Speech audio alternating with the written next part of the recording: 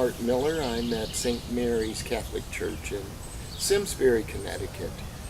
I remember my fondest memories of the Office of Urban Affairs, which is now the Office of Social Justice Ministries, on its 50th anniversary. I first of all want to congratulate the office and all that has been done to make certain that the Catholic Church in this archdiocese in particular has a voice for the disinherited, the oppressed. And that's exactly what this office has done from the very beginnings with, I think, Pat Wallace and Joe Smythe up until today with Lynn Campbell in the office. It has continued to carry the banner of social justice into the community.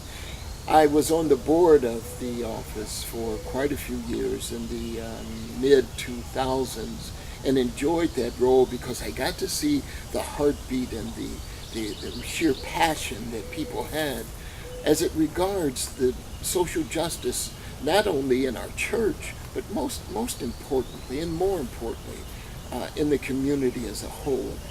I think that what I enjoyed most about it was to see that the Catholic Church, our archdiocese, was absolutely concerned about the oppressed, about the poor.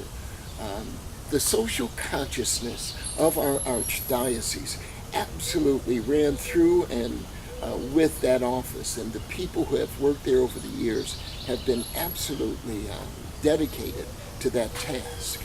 I remember when Joe Smythe was with the office, and one of my fondest memories was watching those who have done such good work to be honored by the office, because see, the office was pinpointing those who had worked outside. For example, the Catholic Worker House with Chris Dussault and his wife Jackie received the annual honor because of their complete concern about the poor.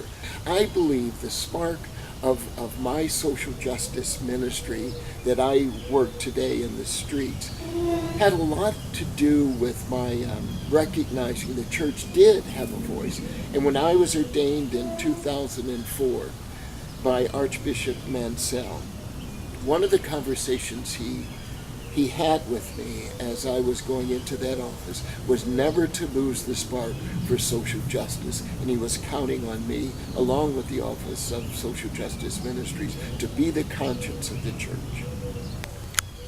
As a deacon in the Catholic Church, one of my roles, in fact my ministry, lends itself towards social justice, because in Acts 6, that's exactly what deacons are called to do, and I take that seriously. And so my role with the Office for Social Justice Ministry, we were in partnership, and I remember a number of the programs in which I participated in, particularly as it regards the environment.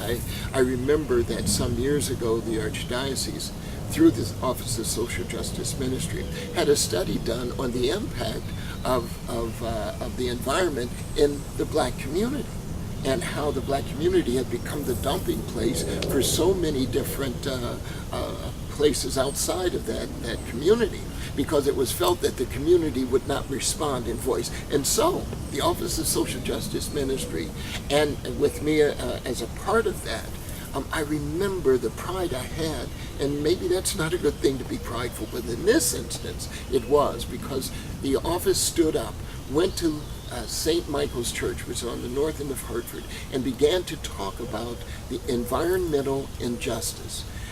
This is just one of the many instances where I saw social justice ministry not only speak about things, but act in things, and to motivate the community to respond. You see, that's the objective. It is not only to do it alone, in fact, not to do it alone, but to change the community, to transform the community.